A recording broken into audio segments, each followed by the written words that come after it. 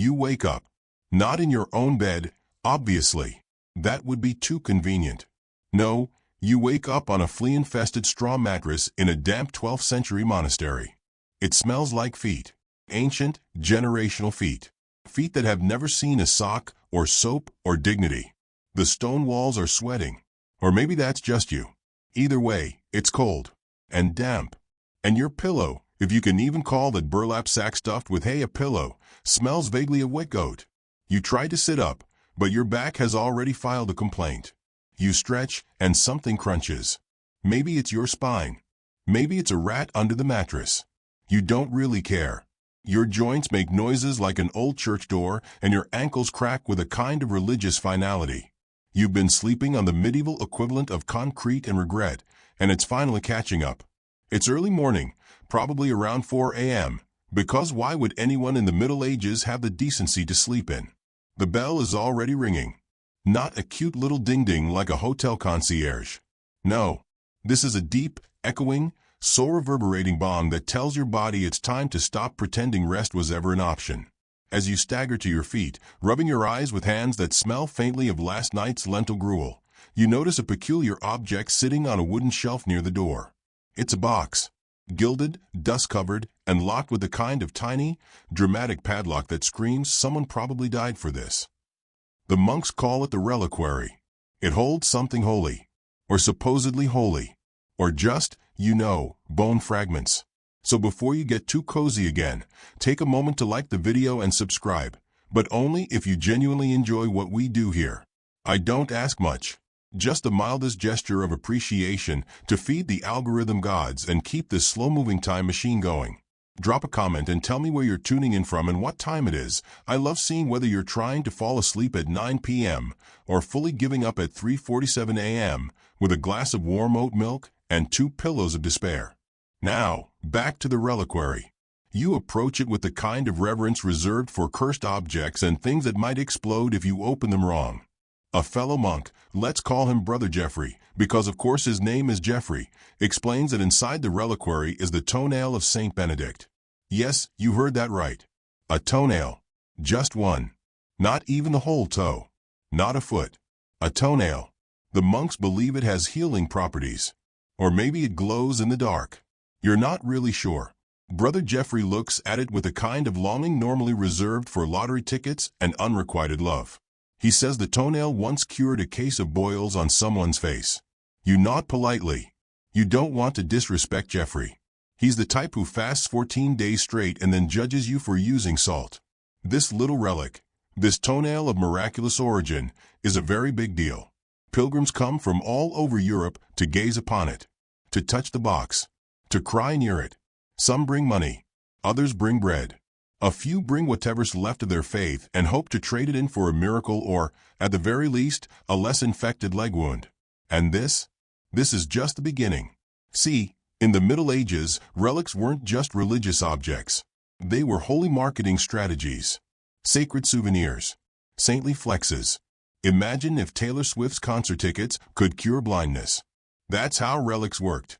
They were part tourism, part divine therapy, and part political leverage. A really nice elbow bone from a well-known saint could elevate a monastery from unknown damp hole in the ground to spiritual hotspot with a gift shop. And before you get too skeptical about the toenail, let's not forget, this was a world where most people believed illness was caused by demons and bathing was optional. So if you had a migraine and someone told you that sniffing St. Margaret's preserved finger could fix it, you'd probably sniff it. Twice. But let's slow it down. The obsession with relics starts, like all good medieval obsessions, with death. The Church had this very efficient way of making people constantly aware of how temporary, sinful, and hellbound their existence was. And nothing says you're just a sack of rotting meat waiting for divine judgment quite like venerating the brittle shinbone of a long-dead saint. It's humbling. It's holy. It's also kind of gross. Now, not all relics were created equal. There were first-class relics, actual body parts of saints. Hair, teeth, skulls, entire femurs. Very elite. Very VIP. Then there were second-class relics, things the saint touched. Sandals, robes, a comb, maybe a blood-stained hanky from when they sneezed out a miracle. Finally, third-class relics were items that had merely touched other relics. kind of like spiritual cross-contamination. Relics were currency. Spiritual clout. If you had a really rare one, say, the head of John the Baptist, you could basically start charging pilgrims to breathe near it. And many did. Monasteries competed for relics the way modern influencers fight over skincare brand deals. If your town had a relic, you had power. Visitors. Donations. Street vendors selling "I survived the plague and touched a rib" t-shirts. Okay, not quite, but you get the idea. And here's the thing, nobody really knew if the relics were real. In fact, some saints had multiple heads in different cities, which, unless medieval saints had backup skulls, is slightly suspicious. But nobody asked too many questions. You didn't need authentication paperwork. You just needed a good backstory and a dramatic shrine. Let's take a little stroll, shall we? It's a drizzly morning in 1254, and you're trudging through mud that's 40% water and 60% animal waste. Your boots are made of leather, if you're lucky, or old regret if you're not. You're a pilgrim walking to Canterbury to see the shrine of St. Thomas Becket. You haven't showered in months, your feet are bleeding, and someone stole your cloak 3 villages back. But it's worth it. Because when you arrive, assuming you don't die of dysentery, you'll get to kneel near Becket's bones. And maybe, just maybe, your prayers will be heard. Or your scurvy will vanish. Or your goat will finally stop attacking you. And if not, at least you got a souvenir badge. These pilgrimage badges were like medieval concert merch. Cheap, mass-produced, and often shaped like whatever relic you saw. Saint's toe? Toe-shaped badge. Virgin Mary's veil? Tiny fabric pin. Jesus's foreskin? Yes, that was a thing. There were multiple authentic foreskins of Jesus floating around Europe. It was weird, competitive, and kind of awkward. But remember, to the medieval mind, relics weren't just weird collectibles. They were living connections to the divine, portals between earth and heaven. The bones of saints weren't dead.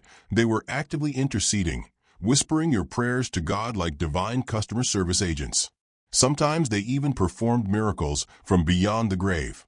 Healing, bleeding, glowing. And people recorded these miracles with painstaking detail, like Yelp reviews for divine intervention. Dear St. Cuthbert, I had a rash. I touched your vertebra, and now I'm rash-free. 5 stars. That brings us to the relic hunting economy. Because, of course, relics didn't just stay put. They were stolen, smuggled, bartered, and even fabricated. Whole church careers were built on acquiring a shin bone from some obscure martyr in North Africa. There were relic merchants, relic thieves, even relic forgers. Yes, that's a real thing. Forgers who specialized in making convincing fake saint parts. Probably the weirdest LinkedIn page you can imagine. A classic tale? The monks of Fécamp Abbey allegedly rescued the navel of Jesus. That's right. The actual umbilical cord of Christ. And they stored it in a golden container, parading it through town during festivals like a divine belly-button roadshow. You may think that's ridiculous. And you'd be right. But pilgrims came. They paid. They believed.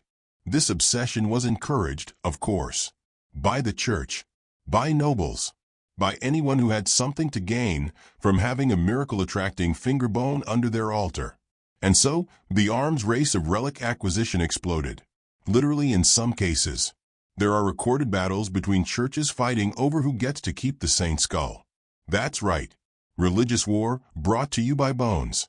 And the most ironic part? The saints themselves, those poor, pious individuals who lived in poverty and humility, were now being turned into fragmented, glorified jigsaw puzzles. One elbow in Rome, one rib in France, a finger in Spain. A single saint might end up scattered across 3 continents like divine confetti.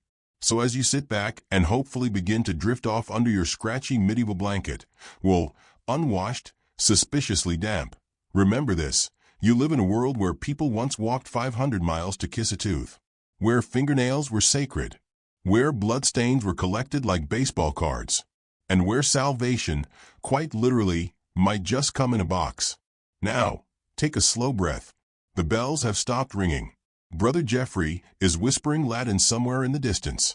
The candlelight flickers across the reliquary, and for just a moment, you think maybe the toenail is glowing. But it's probably just mold. Close your eyes, because we're only getting started. You wake up again. Not because you were well rested. No, don't flatter yourself. You wake up because Brother Jeffrey is kneeling next to your bed, praying loudly enough to summon a ghost.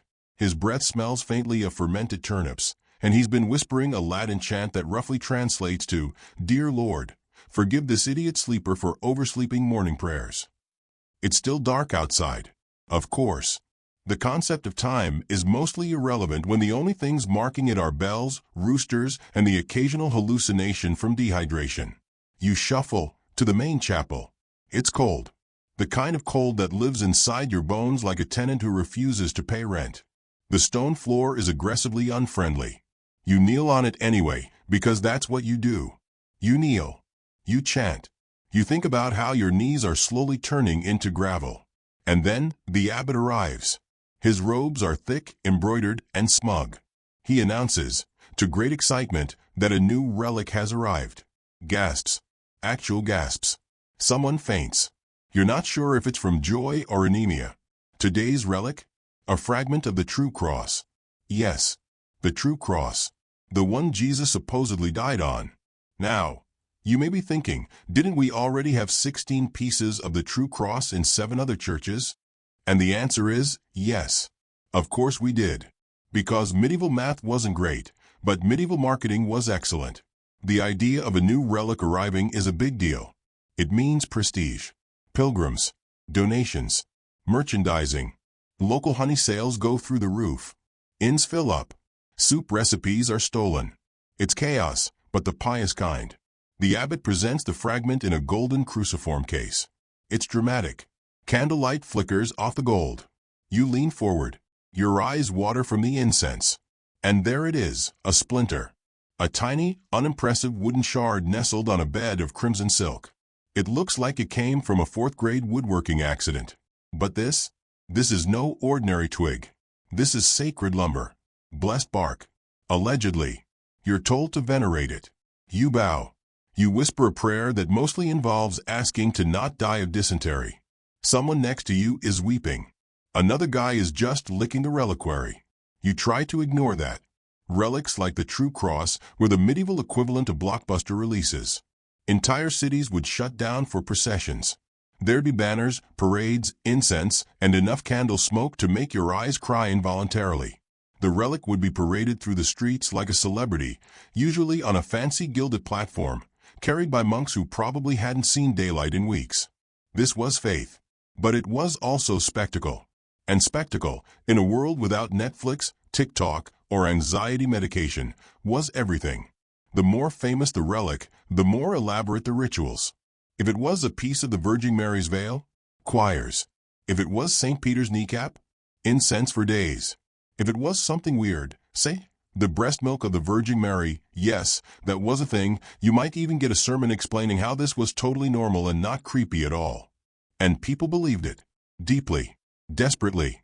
Because relics weren't just objects. They were hope. Tangible, visible hope in a world full of plague, famine, and invaders who wanted to set your town on fire. Again, let's walk a bit further down this incense joke path, shall we? You find yourself in Cologne, in the year 1164. The air is thick with the scent of overboiled cabbage. You're standing outside the freshly built Cologne Cathedral, or at least the early version of it. People are lined up for blocks. Not to get into a tavern. Not for a beheading. For the 3 kings. Yes, those 3 kings. Caspar, Melchior, and Balthazar. Allegedly. Their bones are in town. All of them. Skulls, even. Decorated with crowns, displayed in a golden shrine so opulent it makes your eyes hurt. Pilgrims are weeping, praying, fainting, and probably pickpocketing each other quietly. It's divine chaos. And again, you wonder, how did we get their skulls? Weren't they from the East? Didn't they vanish into legend after dropping off their myrrh and disappearing into footnote fame? Good questions. Bad answers. The bones were allegedly discovered by Saint Helena, mother of Emperor Constantine, who apparently found every important relic in history during one very productive vacation to the Holy Land. You're skeptical, but you also don't want to be excommunicated. So you keep your doubts to yourself and admire the shiny gold skulls. Relics didn't just live in churches. They moved. This made them rare celebrities with travel plans. During times of war, plague, or famine, relics were paraded around town in an effort to get divine attention. Think of it like waving your sick cat at the vet from across the street. Please fix this. Look, it's suffering. It touched a saint once. In France, if a town was burning, bring out the bones. In Italy, if the vineyards were failing, time to parade the jawbone of St. Lawrence. In England, if the king stubbed his toe, you better believe someone was digging up a holy scapula. It worked, sometimes. Or at least, it seemed to. The rain would come. The disease would slow. The fire would miss the chapel. Coincidence? Maybe. But when your worldview is 90% divine cause and effect, that shinbone starts looking pretty persuasive. But of course, relics could also fail. And when they failed, it was always your fault. You didn't pray hard enough. You were impure. Someone in the town had secretly danced on a Sunday. The relic wasn't broken. You were. Spiritual customer service didn't do refunds. But they did do penance. Lots and lots of penance. Preferably barefoot. Preferably uphill. Preferably while flogging yourself in a way that deeply confused passing chic. And this brings us to the ultimate relic drama, translation. No, not translating languages. We're talking about the translation of relics, moving them from one place to another, usually with a lot of ceremony, and occasionally with theft. You see, sometimes a church would just decide, hey, we really deserve Saint So-and-so's femur. And instead of writing a polite request, they'd wait until nightfall, sneak into the other abbey, and steal it. Then they'd claim the saint wanted to move. They'd say the relic was too uncomfortable in the previous location, that it was spiritually guided. Never mind the fact that the monk who heard the saint's voice also had sticky fingers and a history of borrowing communion wine. The most famous example? The heist of St. Mark. In the 9th century, 2 Venetian merchants stole the body of St. Mark from Alexandria. They smuggled it out under slabs of pork because the Muslim inspectors wouldn't touch pig meat. That's right. Venice, the glamorous lagoon city of gondolas, was built on the back of corpse smuggling. They even built a massive cathedral to house the relics. The moral of the story? If you can't earn holiness, steal it and build a basilica. Relics became a kind of sacred arms race. The more you had, the more powerful your town. Monasteries became spiritual theme parks. Come touch the saint's finger and cure your gout. Rub this cloth on your face and banish your nightmares. Donate a chicken and receive a miracle. And people did. They came. For miles. From countries. Walking. Limping. Crawling. Hoping. Desperate to touch something that had touched something that had touched the divine. And maybe it worked. Maybe not. But in a world where medicine was guesswork and sanitation was theoretical, believing in a glowing tooth wasn't the craziest option. So you head back to your tiny cell, barefoot and cold. Your knees ache. Your stomach's full of lentils and vague disappointment. But tucked into your robe is a little token. A small lead badge, shaped like the new relic. You clutch it. You whisper a prayer. Not for health. Not for riches. But for hope. Because in the end, that's all a relic really is. Hope, wrapped in gold, passed down through centuries of desperate, believing hands. Now close your eyes. Let the incense fade. Let the candle burn low. The bones are watching over you. Probably. Unless someone stole them again. You wake up in another unfamiliar bed. You're not sure if it's Tuesday or Thursday. You just know it's raining. Your blanket smells like old cheese, and the room you're in is round, damp, and contains a suspicious number of other coughing strangers. Welcome to a pilgrimage hospice in 12th century France. Don't worry. It's not luxurious.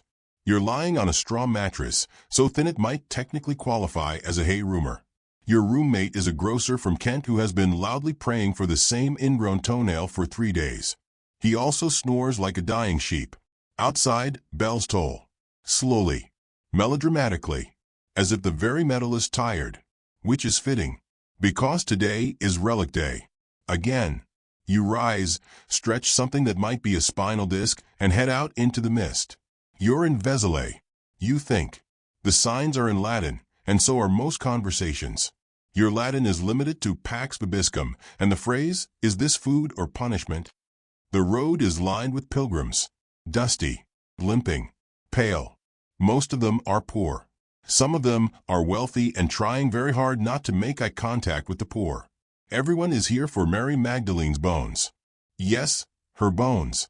Because apparently, after her eventful biblical appearances, Mary moved to Gaul, lived in a cave, and eventually died somewhere between miracle-working and herbal remedies. Her body, or at least a body conveniently labeled hers, was said to have been discovered and installed here. Right in the Abbey of Sainte Marie Madeleine. You squint up at the carving above the doors. It's Jesus, again, with dramatic eyebrows and a flair for dramatic poses.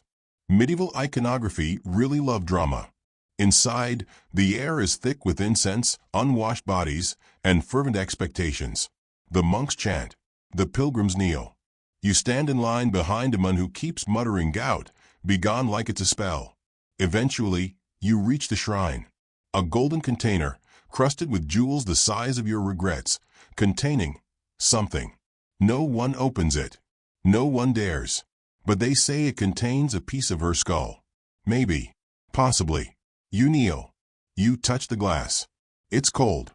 Somewhere in your bones, you feel a shiver. Or maybe that's just a draft. Mary Magdalene was a popular relic. Especially for women. Especially for the sick. Especially for people who had made very poor decisions and were now hoping for celestial forgiveness. She was the saint of repentance. Of second chances. Of "oops, I did it again" before it was a pop song. And so the relics came. And multiplied. As they often do. Because, plot twist, the bones in Vézelay, they were competing with a rival set of bones in Saint-Maximin-la-Sainte-Pamée. Also in France. Also claiming to be hers. This was not uncommon. In fact, it was pretty normal. Saintly body parts often came in multiples. Like collectible trading cards, but less fun and more likely to smell of myrrh. You begin to understand something.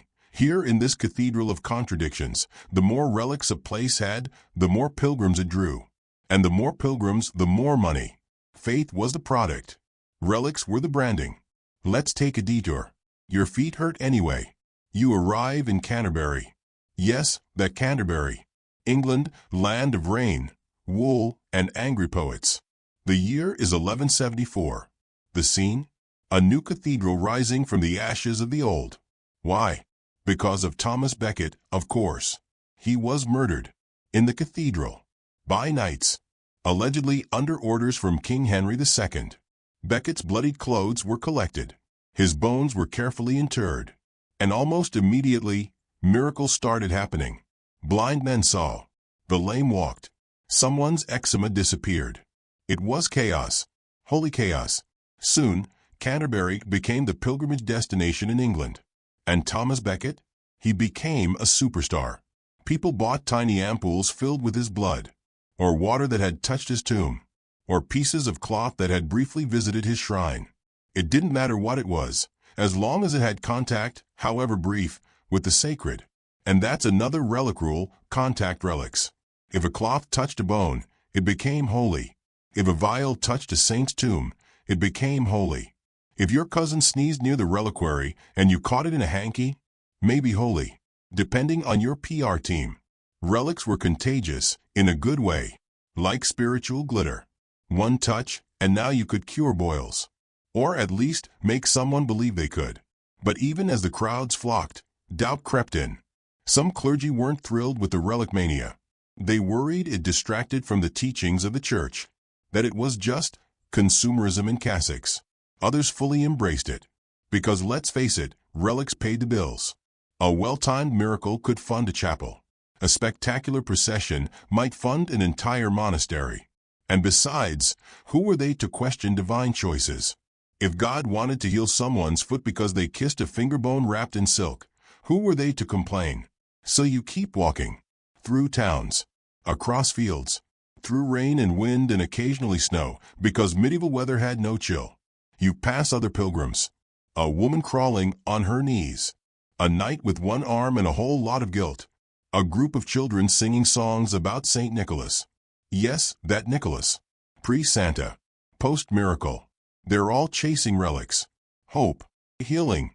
Meaning. You reach a small shrine in a village you can't pronounce. There, you see something. Odd. A tooth. allegedly from Saint Apollonia. She's the patron saint of toothaches, because she was martyred by having her teeth ripped out. And now, this molar in a glass case is here to help you with your dental woes. You don't even have a toothache, but you kneel anyway, because something about that little object, that broken piece of history, makes you feel less alone. Relics had that power.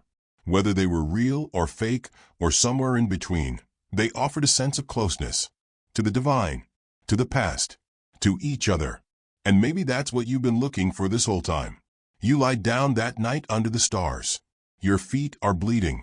Your cloak is damp. But you're smiling. You're one blister closer to salvation. And somewhere, in some gilded box, a fragment of a saint's femur is vibrating with the sound of hundreds of whispered prayers. And it's not judging you. Yet. You wake up in a monastery kitchen.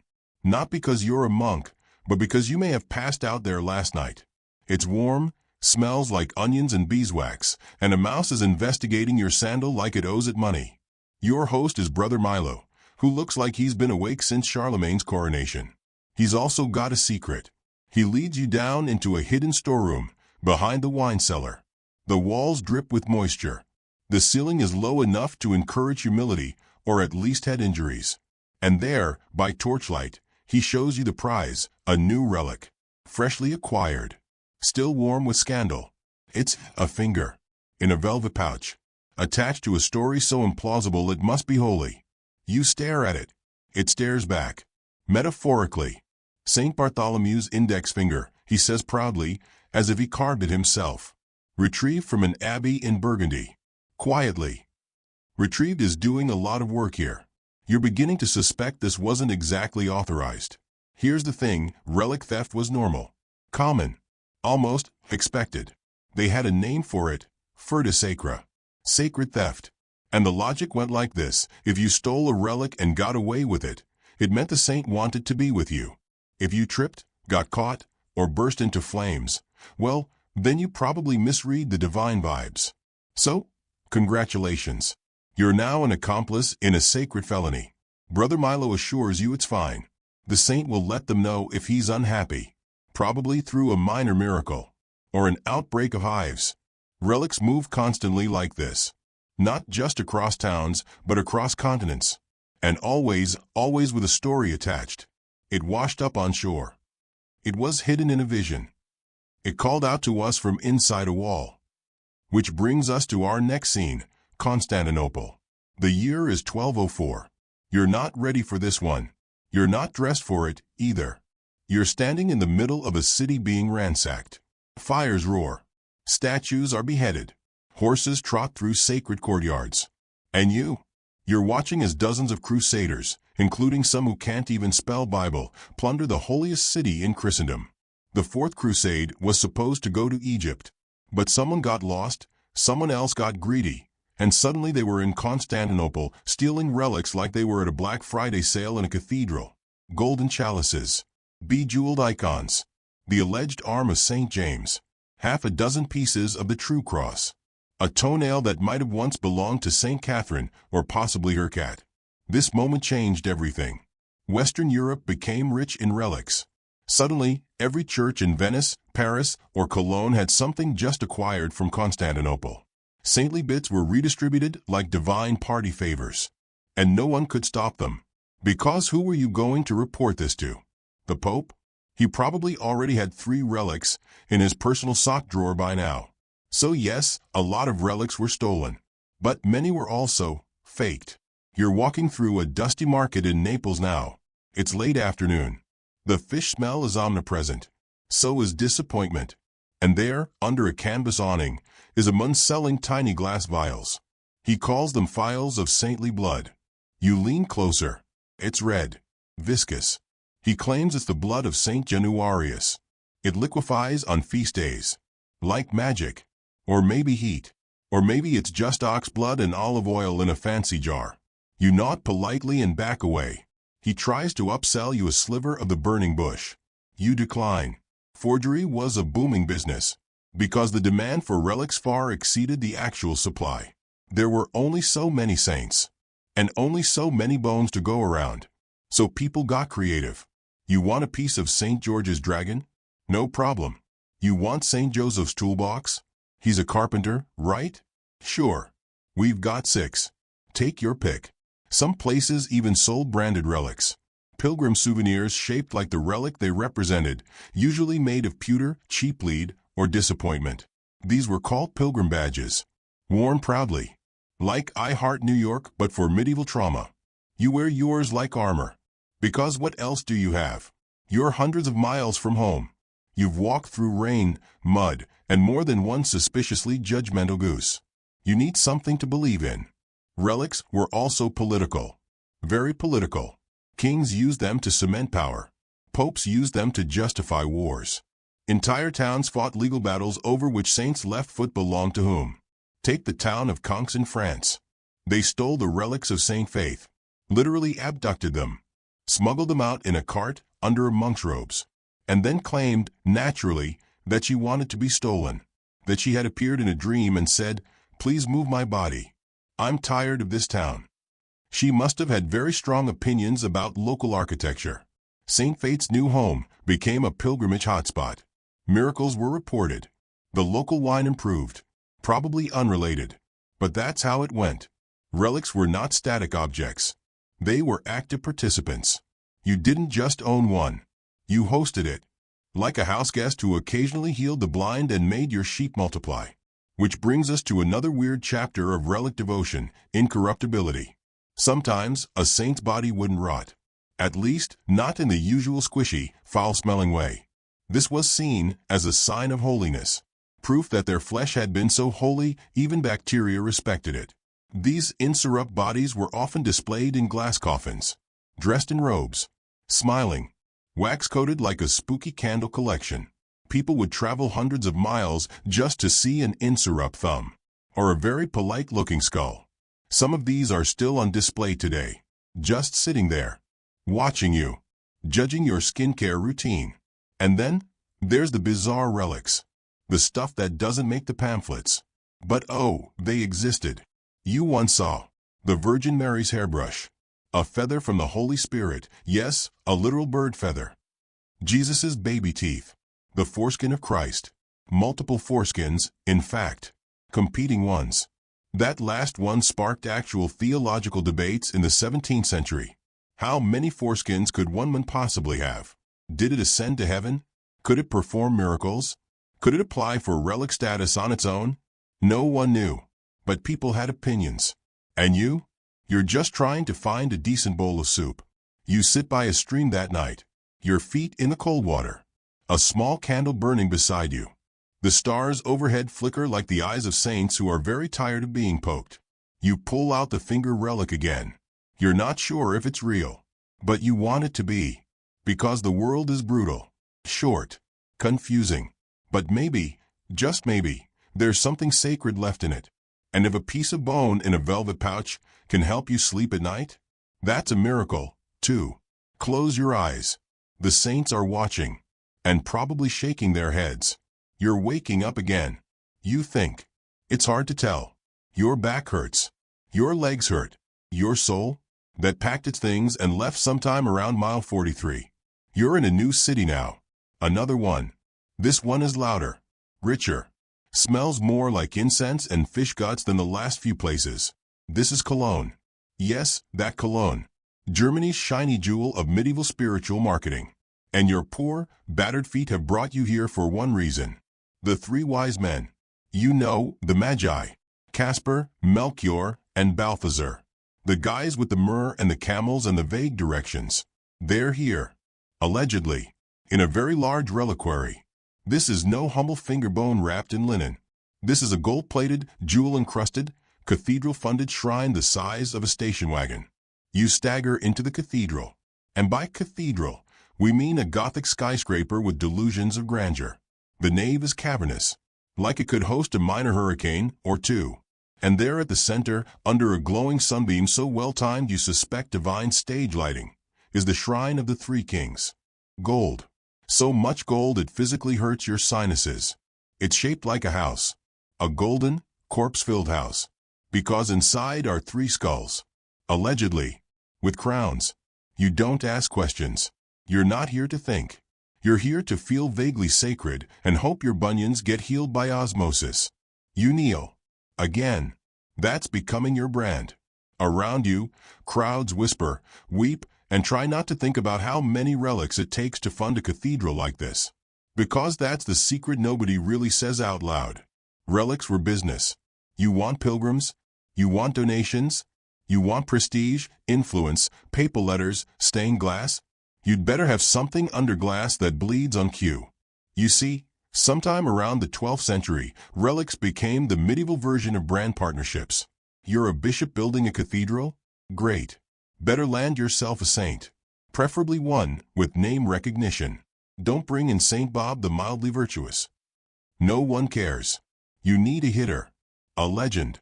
Someone with healing stats and a miracle-to-limb ratio that keeps people lining up. Like St. Cuthbert in Durham. They literally moved an entire monastery around his body like it was the sacred couch in a bad apartment share. He was insurrupt. Smelled good. Leaked oil. Don't ask. And his shrine brought thousands. And by thousands, we mean currency. Because where there were pilgrims, there were inns. Taverns. Boot repairmen. Candle vendors. Souvenir hawkers. A whole economic ecosystem built around people crying over bones. So churches began competing. Bigger relics. Flashier displays. More elaborate miracle stories. And this, dear wanderer, was the great relic arms race. Let's go to Chartres, France. It's beautiful. Spired. Gothic. Filled with light and the smell of beeswax and quiet panic. And it houses, wait for it, the Virgin Mary's veil. Yes. The actual fabric that she allegedly wore when giving birth to Jesus. No big deal. Just a 1,200-year-old maternity accessory, on display behind glass and guarded like the Holy Grail. You look at it. It's a rectangle of cloth. Very clean. Suspiciously well preserved. And yet, you feel something. Or maybe that's the hunger. You haven't eaten since that disappointing fish stew 3 towns ago. Still, it's a good relic. A classy relic. The kind of relic that gives a cathedral the authority to say, we don't need to prove anything. Our veil speaks for itself. But over in Rouen, they've got a tooth. They say it's Mary Magdalene's. Or John the Baptist's molar. Or maybe just a really historic-looking pebble. The point is, you have to keep up. If your church only has a foot bone, and the next town over has an entire saint encased in crystal, guess where the pilgrims are going? Not you. So bishops and abbots started trading, buying, negotiating. You'd see things like, we'll give you a rib of St. Lucy if you send us 1 vial of St. Stephen's blood and throw in a 3rd-class relic of someone who died heroically. We'll build a side chapel and name it after your patron saint if you let us borrow your relics for the Feast of All Saints. We swear this bone is authentic. Totally. It came from a monk who saw a vision and dug it up himself. You can trust him. He once cried for 3 days straight during Lent.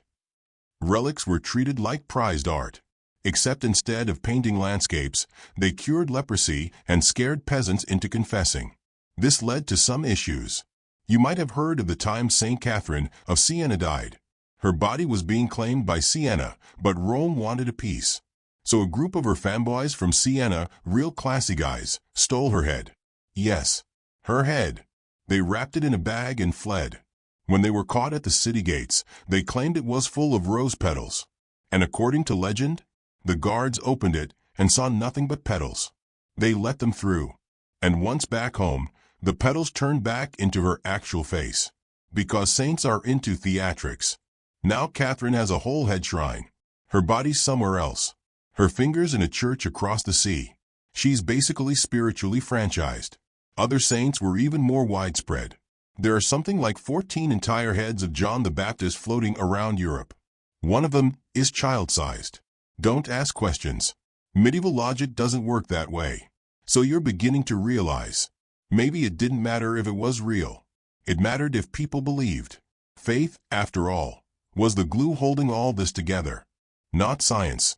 Not certainty. Just hope. That a dirty sandal might touch a piece of a saint and you might finally stop limping. That if you knelt hard enough in front of a jawbone, your mother's fever would break. That if you traveled 300 miles to stare at a golden box, God might notice. And really, what else did people have? Life was short, brutal, random. War, plague, crops that gave up halfway through the season like you after walking uphill. Relics were promises. That suffering meant something. That someone holy was watching. That maybe, just maybe, your soul had a shot. And so, as you sit in the back pew of yet another oversized, over-decorated cathedral, your mind begins to slow. The candles flicker like dreams you're too tired to have. The relic glows faintly in the distance. The floor smells like wet stone and medieval foot fungus. And for a moment, in the stillness, you believe. Or at least, you let yourself pretend. Because pretending is what gets most of us through the day. You're still here. Still drowsy. Still contemplating whether a dusty femur can really change your life. Spoiler, it can. Just not always in the direction you hoped. Because now we're entering the part of relic history where things get loud. Chaotic. Occasionally on fire. You're about to discover that relics weren't just sleepy items locked in golden boxes. No. Relics could trigger riots, exorcisms, miracles, and the kind of civic drama that would make a Real Housewives reunion episode look like quiet time at a monastery. You're going to see small towns go to war over a toenail. You're going to see relics that screamed. You're going to witness the medieval version of divine tech support. Hello, my relic isn't performing. Can I speak to the saint, please? Let's begin. You're lying in a cramped-in room in 14th century Italy. The mattress is stuffed with straw, regret, and something that might be alive. There's a dead fly in your wine. You drink it anyway. It's mostly vinegar by now. But you don't care. Because tomorrow, you're going to see the holy blood of Mantua. Or maybe it's the holy blood of Bruges. Or Weingarten. Or anywhere else that claimed to have the literal blood of Christ preserved in a vial, sometimes liquid, sometimes mysteriously congealed, always miraculous. And people fought over it. In 1247, Bruges and a rival city got into a full ecclesiastical custody battle over their vial. Because if it's truly the blood of Christ, shouldn't your town get the divine Wi-Fi boost instead of your neighbor's dumpy parish? Fights broke out. Accusations of theft, fraud, sacrilege. Imagine an entire medieval town angrily chanting, "That's our sacred plasma." But it wasn't just the famous relics. Even the mid-tier ones could incite chaos. Take the bones of Saint Vitalis, a lesser-known saint. Not flashy. Kind of a patron saint of things not going well. Some monks claimed they had his femur. Another monastery claimed they had the same femur. They both refused to back down. So naturally, pilgrims were told, pick the femur you like best. We won't judge. But ours cured a goat. And yes, people did judge. Loudly. And violently. Which brings us to a little-known side effect of relics, civic pride to the point of near collapse. Because once your town had a relic, it became your identity. Forget trade. Forget culture. Forget cleanliness. You were now the place with Saint Euphemia's molar. And if someone insulted that molar, you would fight them. With swords. And maybe a trebuchet if it was festival season. Let's talk relic processions. These were parades. 4 bones. Literal street parties where the town's favorite saintly limb would be carried around on a golden tray, possibly under a parasol, with incense and bells and a full marching choir. It was both deeply spiritual and incredibly extra. And if the relic performed a miracle during the parade, say, cured someone's gout or caused spontaneous weeping, fantastic. If not, well, now the clergy had to explain why the relic was underperforming. There were even complaints recorded in church records. My husband's leg is still broken. The relic hasn't wept in weeks. The saint is being moody again. Which sometimes led to, yes, relics being punished, locked away, moved, denied their public processions. Like divine timeout. One church even claimed that their relic stopped performing miracles because someone had insulted it in front of the altar. And that's the energy we're dealing with. Bones with feelings. Towns with no chill. And it gets weirder. Because occasionally, a relic would start doing things it wasn't supposed to. You're in a chapel now. Quiet. Dark. Suddenly, the reliquary rattles. The saint's finger twitches. A smell of roses fills the air. Or maybe it's just Brother Guido's bath salts. Everyone gasps. A miracle. Or possibly a rodent. Hard to tell. There were reports of relics bleeding, relics moving themselves, relics vanishing and reappearing somewhere else, spiritual teleportation, because the saint was tired of your cooking and preferred the monastery across town. One relic even, allegedly, spoke. It told the monks it wanted to be placed higher on the altar. Which is fair.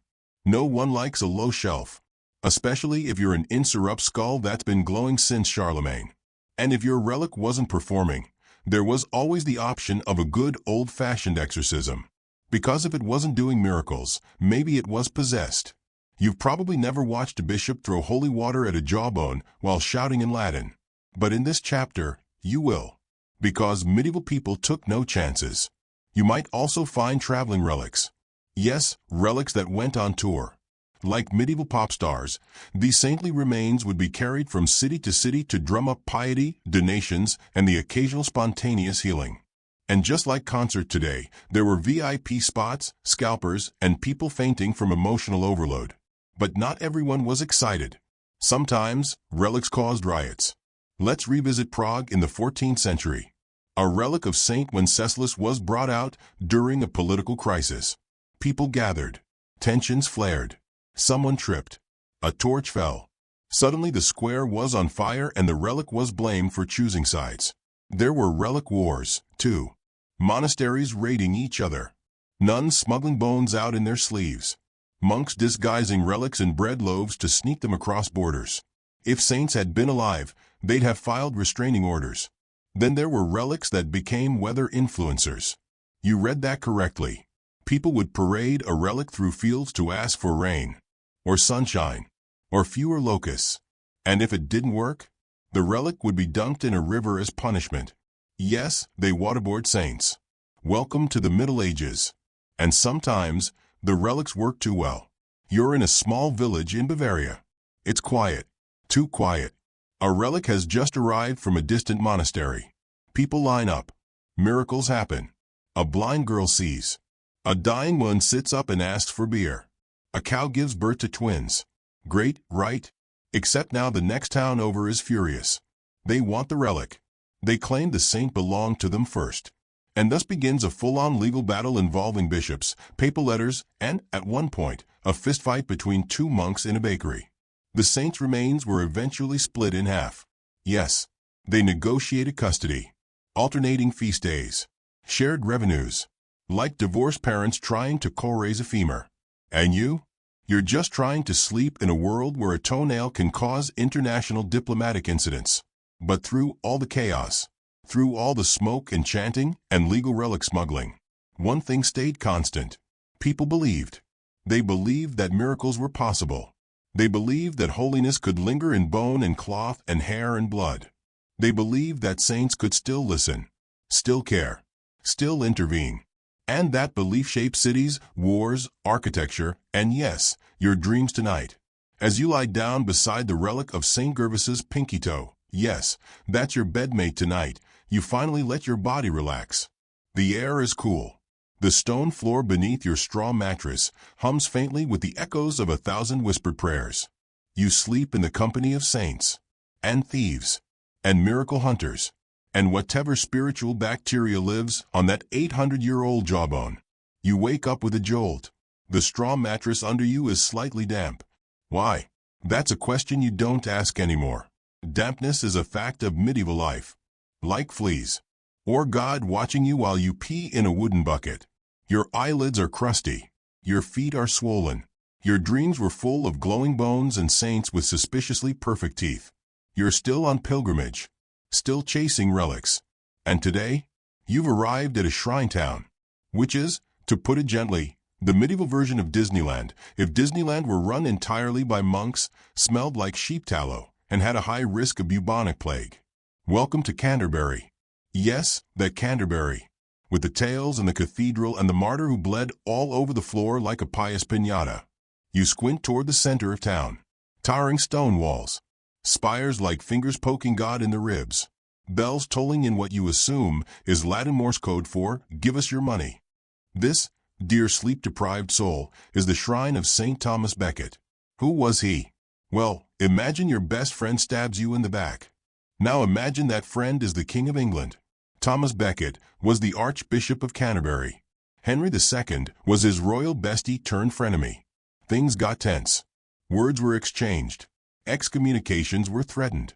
And one day in 1170, a few of Henry's knights heard him mutter something along the lines of, "Will no one rid me of this turbulent priest?" The knights said, "Say no more, fam." And they rode to Canterbury and split Becket's skull open on the floor of the cathedral. Mid-prayers. In public. Imagine the Yelp reviews. But Becket didn't just bleed. He bled miracles. Within days, people were dipping rags in his blood, touching the spot where he died. Reports of healings, visions, sudden cures for diseases that didn't even have names yet. Boom. Instant sainthood. The Pope was on board. The monks got busy. And the shrine? It became one of the most profitable spiritual theme parks in Europe. Pilgrims came from every direction. From France. From the Holy Roman Empire. Even from the Scottish Highlands, where people were still trying to decide if trousers were a good idea. And they didn't just come to pray. They spent. They bought tokens, badges, candles, little vials labeled St. Thomas water, often just a mix of rainwater and good storytelling. They stayed in inns. They ate fish pies. They left donations. So many that Canterbury's monks began keeping ledgers. Because nothing says sacred martyrdom like precise bookkeeping. And Canterbury wasn't alone. Let's take a trip to Santiago de Compostela in Spain. Because if you thought one saint could pull in crowds, try being the alleged burial site of St. James the Greater. You know, one of the original 12 apostles. The guys who hung out with Jesus before it was cool. His shrine in northwest Spain became the ultimate pilgrimage. People walk for weeks, months, across mountains, through snow and sickness, all for a glimpse of a tomb, a whiff of incense, and maybe some scallop shells to prove they'd made it. You can still walk it today. The Camino de Santiago. It's more organized now. Fewer bandits. Slightly more deodorant. Back then, though, it was big business. Local towns built roads, inns, churches. They created infrastructure just to funnel exhausted believers toward the relic. And every stop along the way had its own relics, just in case you couldn't make it the full 500 miles. A bit of St. James staff here. A tooth fragment there. The ancient equivalent of collect them all. Because pilgrims were the economic engine of the Middle Ages. If your town had a relic, you had currency. If you had a popular relic, you were essentially running a spiritual stock market. And the relics themselves? They didn't just sit there. Oh no, they were displayed, moved, elevated, with bells, with trumpets, with silk banners and guards holding candles so thick the wax could double as roofing material. The faithful wept. The skeptics pretended not to. And the clergy counted coins in the back room like medieval bankers in robes. Even minor shrines got in on the action. You be passing through a sleepy town, population 12 pigs and a bucket of turnips, and suddenly there's a hand-painted sign. Come see the true splinter of the true cross. Only 3 coins. Is it authentic? Who knows? Does it matter? Not really. Because belief was the currency. And in the absence of fact, faith filled the gaps. One French town swore they had Mary Magdalene's hairbrush. Another insisted it owned one of the nails from the crucifixion embedded in the foundation of the town fountain, because of course that's where you'd put it. The point is, everyone wanted a piece of the pie. And relics were the pie. But with demand comes fraud. There were shady monks with traveling carts selling authentic relics made of chicken bones and optimism. One German trader made a fortune selling milk from the Virgin Mary. It was cloudy water in a glass vial. Still sold out. Then there was the guy in Rome selling dust from the burning bush. It was Italian dirt. Still holy if you squint. And don't even ask about the feather of the Holy Spirit. Nobody really believed doves exploded at Pentecost, but the souvenir business didn't care.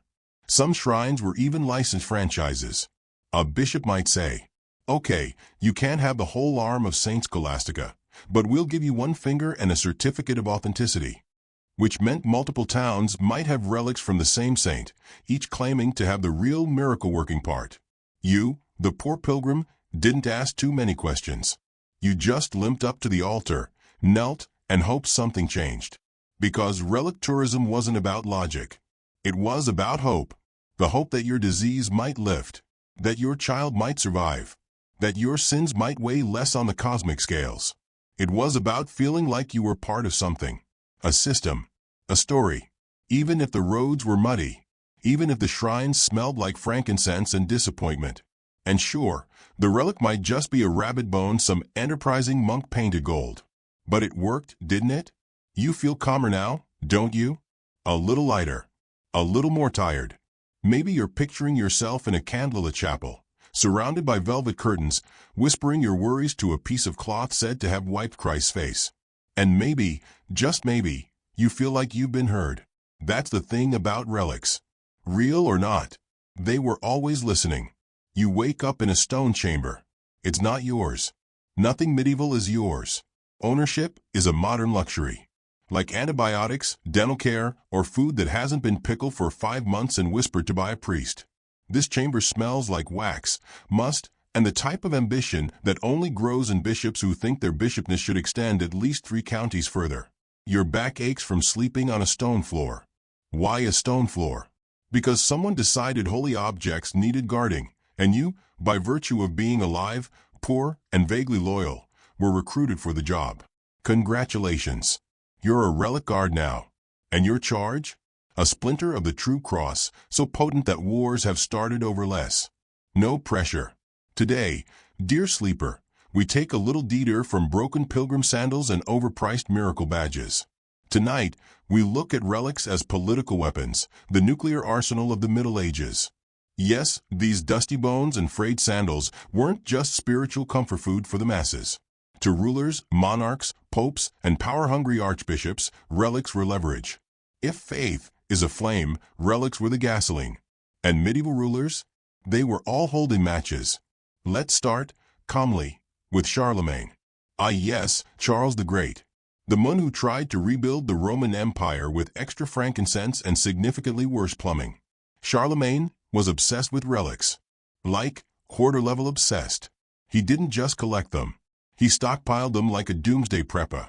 By the time of his death, the imperial collection included 4 different thorns from Christ's crown, hair from the Virgin Mary, a full arm of St. George, no confirmation on which arm, and, naturally, some of the nails from a crucifixion, which somehow survived while being hammered through flesh and Roman politics.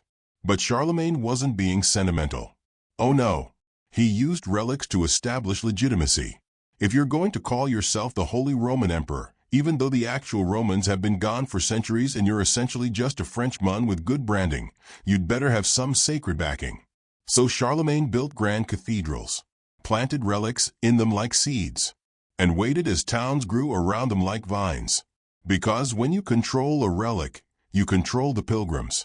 And when you control the pilgrims, you control the economy, the message, the regional politics, and, occasionally, the traffic. Relics were symbols of divine endorsement, as if heaven itself had notarized your reign with the footbone of a saint. But it didn't stop there. Let's gently saunter forward to the Fourth Crusade, which, like most crusades, started with faith and ended in catastrophic looting. You remember the Crusades, yes?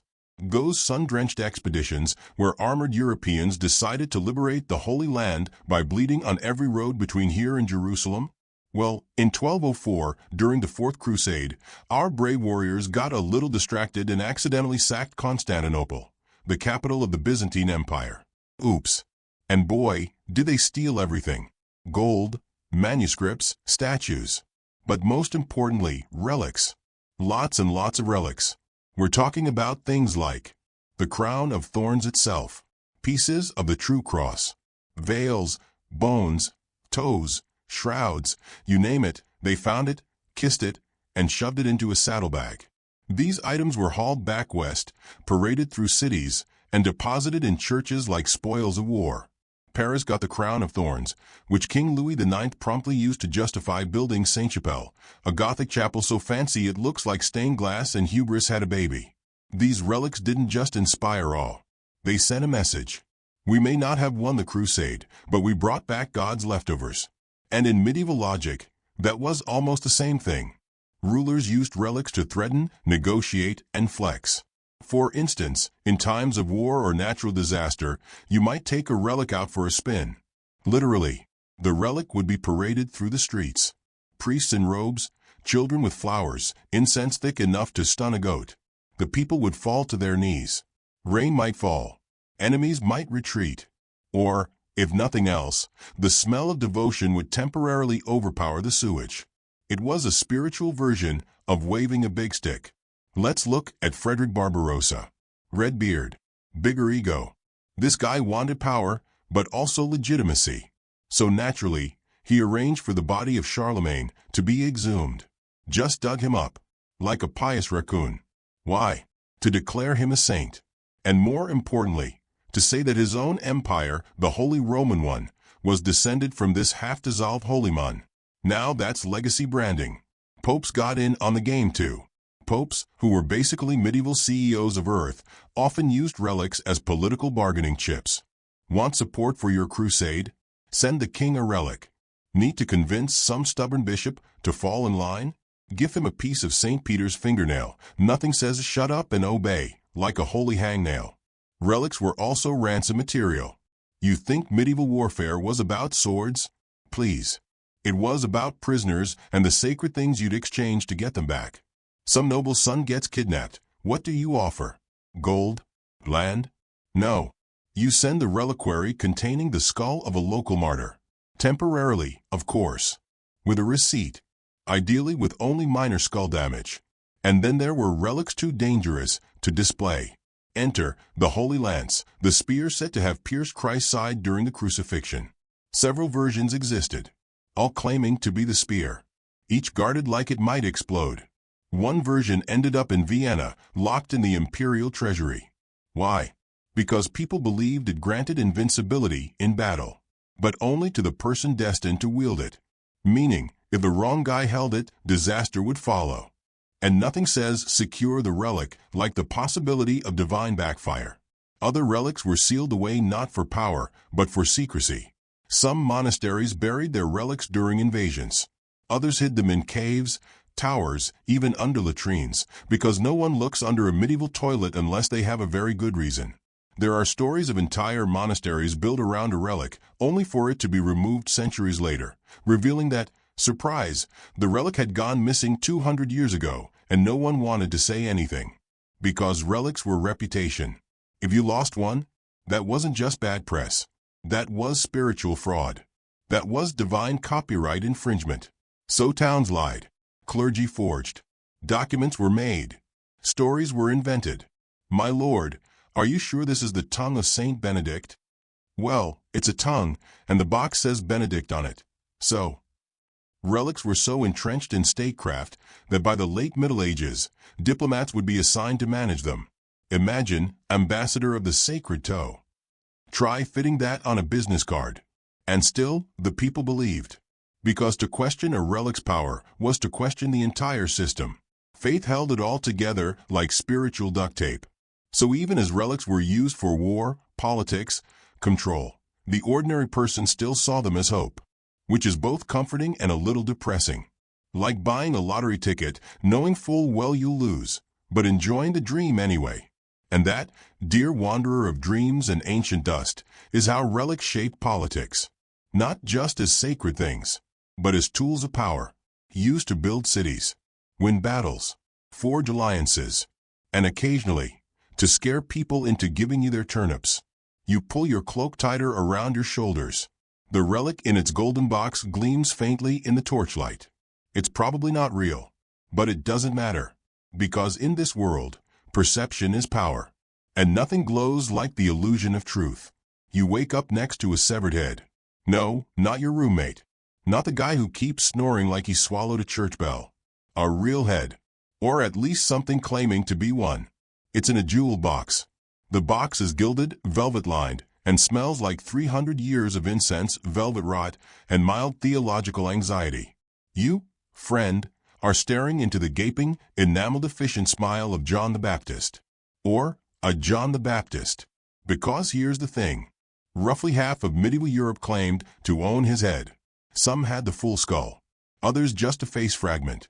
One monastery swore it had his lower jaw, which was particularly holy, due to its connection to loud desert preaching and aggressive locust chewing. There were even reports of 2 complete heads in 2 different places, both with certificates of authenticity, both vouched for by people in pointy hats. Which raises the question, how many heads did John the Baptist have? According to basic anatomy? 1. According to the relic industry? As many as were profitable. Welcome, pilgrim, to the world of duplicate relics, where saints apparently had 4 femurs, 5 hearts, and more fingers than an octopus wearing gloves. It all starts with something relatively innocent. A popular saint dies. The body is buried. Miracles happen. People visit. The bones become warm to the touch, and someone somewhere hears a heavenly whisper. Hey, we should probably break this guy up and ship pieces around like divine confetti. Because not every town can have the whole saint. That would be rude. So they divide the relic. A toe goes here. A rib goes there. A knuckle joint, a patch of scalp, a single vertebra that looks suspiciously like a pork rib. They all get distributed like holy Costco samples. And voila, a franchise is born. Now, a monastery in rural Bohemia gets to claim it has a genuine relic, and suddenly pilgrims are pouring in, offering coins and prayers and probably lice. But then another town wants in. And wouldn't you know it? Someone remembers that a lock of hair was snipped during burial. Or maybe a tooth was accidentally dropped, or found, or discovered in a vision involving a goose and a candle. And suddenly there are multiple locations, all with matching relics, none of which match each other. But if you say that out loud, you get politely burned at the stake. Let's take the example of Saint Catherine of Alexandria. Catherine was a philosopher, a princess, a virgin martyr, and allegedly such a compelling speaker that she converted 50 pagan scholars by accident before being executed. Now, her body was reportedly carried by angels to Mount Sinai after death. But that didn't stop 5 different churches from claiming to have her head. Another had her hand. A third had a piece of her spine, miraculously infused with wisdom. Whatever that means, this wasn't just about bragging rights. It was economic survival. No relic, no pilgrims. No pilgrims, no money. No money, no bread. And worse, no beer. So when relics were in short supply, people got creative. You remember chapter 6? The relic thieves? The holy burglars? Well, sometimes relics were discovered through visions. Someone would have a dream, usually involving blinding light, angelic choirs, and a specific patch of dirt behind the outhouse. They'd dig. They'd find a fragment. And suddenly, the village had its very own relic. Other times, the body in question was still fresh, that is, not yet sainted. But give it a few weeks, a few miracles, and a strong marketing campaign, and boom, relic. One ambitious abbot in northern Italy reportedly declared his own uncle a local saint after he stubbed his toe and miraculously didn't swear. Soon enough, that toe, blackened and slightly curled, was in a reliquary. Pilgrims came. They knelt before it. Someone made a candle in its honor. And this wasn't rare. A nun in Saxony once claimed she found tears of the Virgin Mary in a silver bottle buried beneath a fig tree. Naturally, it glowed at night. Naturally, no one could explain how the bottle had Latin inscriptions despite Mary's lack of formal Roman education. Naturally, pilgrims flocked to it like moths to emotionally charged theology. There were even blood relics. Dried blood. Liquid blood. Coagulated blood that mysteriously liquefied once a year in front of a very nervous crowd. Hello, San Gennaro in Naples. That blood, allegedly from a martyred bishop, sits in a glass ampoule, and once a year, under immense prayer and public pressure, it turns from solid to liquid. Scientists today are baffled. Medievals were not. They just clapped and said, "See, God loves Naples more than you." But not all relics were body parts. Some were objects. We're talking the Holy Grail, allegedly hidden in about 17 different places, usually behind an old tapestry or in a secret cave accessible only by riddles and divine guidance. The Holy Foreskin, yes, you heard that right, of Jesus himself, claimed by no fewer than 18 separate churches at one point. Some even offered small pieces for devotional purposes. We will not speculate how they acquired or distributed these. Mary's girdle, her belt, which, according to legend, she tossed down from heaven during her Assumption, because nothing says I'm ascending to eternal glory like flinging lingerie earthward. The weirder the relic, the better the draw. There was a church that claimed to have one of the feathers from the Archangel Gabriel's wings. Another claimed to tear from Christ during the Passion, preserved in crystal. And then we get to the truly surreal. Drops of Christ's sweat, breath trapped in a sealed vial, straw from the manger, bread from the Last Supper, ashes from the burning bush, a piece of Moses' actual shadow. Yes, a shadow, preserved. Somehow. Don't ask how. If you asked too many questions in the Middle Ages, you often ended up in a river, on fire, or both. But let's return, briefly, to the idea of duplicate relics. The Church tried, occasionally, to intervene. There were councils, debates, papers. A few bishops expressed concern that St. Andrew had 7 complete skulls in circulation. Some clerics issued approved lists of relics, Vatican certified, like theological NFTs. But mostly, they shrugged. Because the more relics, the more devotion. And the more devotion, well, you know where this is going. Besides, in the cosmic logic of medieval faith, saints could multiply. Their holiness was so strong, it transcended biology. Who were you to question whether St. Peter had 11 fingers? He was close to God. Maybe he had an extra one for blessing things. You wrap your cloak tighter. Outside, the bells toll. A service is beginning. The reliquary is being prepared for display. It's gold, heavy, decorated with enamel, pearls, and enough symbolism to make Freud sweat. The priest opens the lid. The head inside, still smiling, still hollow-eyed. The crowd gasps. A blind man cries. A peasant drops a coin into the donation box and kisses the glass. You look again. Is it really John the Baptist? Probably not. But does it matter? Because in this world, the world of bone and breath and borrowed sanctity, belief is reality. And this head, whether it once preached in the wilderness or not, is speaking still. Sleep now, quietly, with saints in your thoughts and relics in your dreams. We're not done yet. You wake up in a cellar. Not the kind with wine or pickled herring, or a roommate who insists on brewing ale from turnips. This one smells like soot, mildew, and old incense dreams. There's a torch sputtering in the corner. The shadows dance in that dramatic way shadows always do when something important, mysterious, and slightly sacrilegious is about to happen. You're in a crypt. And you're not alone. On the wall is a charred wooden cross. Below it, a stone box, cracked at the edges, blackened as if it had survived a fire. And inside it, ash, bone fragments, a little bit of wax, and, according to the whispering monk guiding you, the remains of a relic once so powerful it made a bishop faint and a goat give birth out of season. But now, just dust. Welcome to the weird afterlives of relics. Because relics, unlike ideas or theological arguments or your medieval dental health, could actually be destroyed, or stolen, or lost, or, occasionally, put in the wrong box and mailed to the wrong monastery. Let's start with the obvious, fire. You know what a relic's worst enemy was? No, not Protestantism. That came later. It was candles. Relics were displayed in dark churches. Churches use candles. Candles had flames. Flames, as it turns out, do not care about the sanctity of your 300-year-old toe bone. So yes, entire reliquaries caught fire. Sometimes during ceremonies. Sometimes because a monk fell asleep holding a taper. Sometimes because God has a dark sense of humor and the church roof had been leaking for 200 years and no one thought to move the saint. One Benedictine abbey in the 12th century lost 3 relics, and one priest to what was politely described in the records as a most unfortunate illumination. Then there's war. Armies love loot. Medieval armies?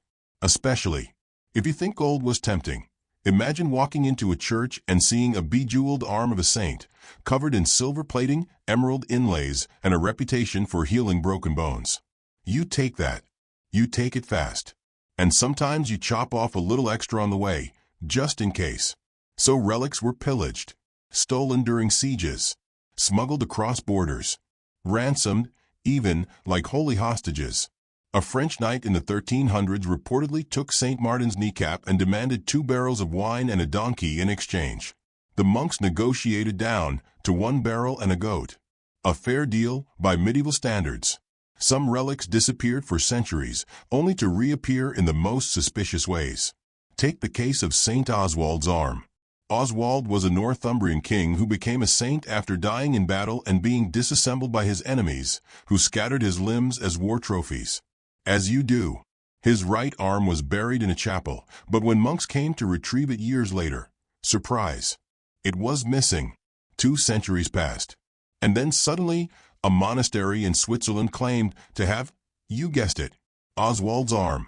They said it appeared during prayer, that it glowed with righteousness, that it smelled faintly of pine and divine victory. The English monks were skeptical. The Swiss monks were defensive. Eventually, a bishop was called in to sniff the relic, pronounce it genuine, and politely suggest that maybe Oswald had 2 right arms.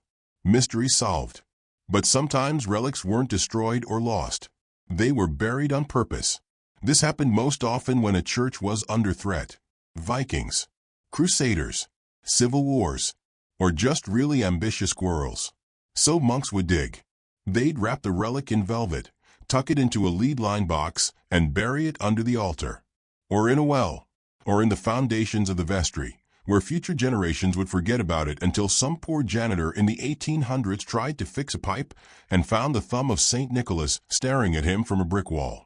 There are documented cases of relics being found inside walls, floors, and even chimney flue centuries after being hidden. Some were in perfect condition. Others were not. There's a report from a 17th century friar who opened a reliquary and found what he described as a small, confused jelly of wax, bone, and spiritual panic. He tried to rebuild it with tweezers and prayer. It did not go well. But for every relic that vanished into fire or war or ecclesiastical clumsiness, another came back with a vengeance. Sometimes literally. There were tales of relics cursing the people who disrespected them.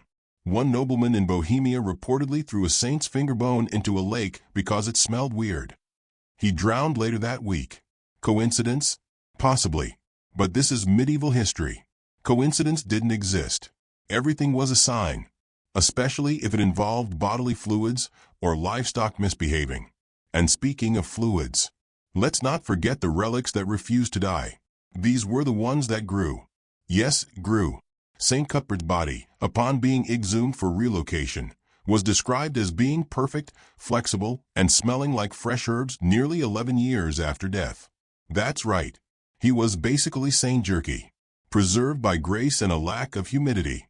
Other saints were said to sweat, to bleed, to blink, or to refuse decay entirely, as if their bodies had signed a separate lease with time.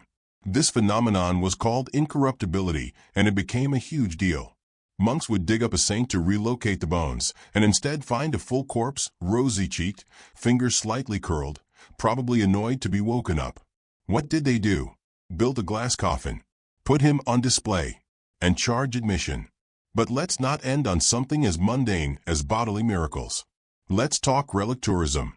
By the late Middle Ages, relic festivals were a thing. Think of it like medieval Comic-Con, but instead of cosplay and overpriced pretzels, you got to see the holy thumb of St. Bartholomew, flanked by weeping grandmothers and local merchants selling miniature reliquary keychains. Cities would parade relics through the streets. Banners, processions, bells, choirs, the works. Sometimes the relic was so large, like the arm of St. George, that they put it on wheels and pushed it like a sacred food cart. Pilgrims came from all over. They knelt, prayed, bought commemorative candles. Some claimed healing. Others just liked the atmosphere. It was spiritual, but also deeply social. Relics weren't just theological objects. They were community anchors, sources of pride. Local legends encased in gold and cedar and, occasionally, poor judgment. And even after the relics were gone, burned, buried, excommunicated, or sold to the Dutch, the stories remained. And that, in the end, was their greatest miracle. Because when you fall asleep tonight, or rather, if you haven't already, you'll carry with you the quiet, dusty echoes of a world where belief lived in bones, where saints whispered through glass boxes, and where holiness could be measured in inches, ounces, and the occasional medieval auction. Sleep now. The relics are resting. And so, perhaps, should you.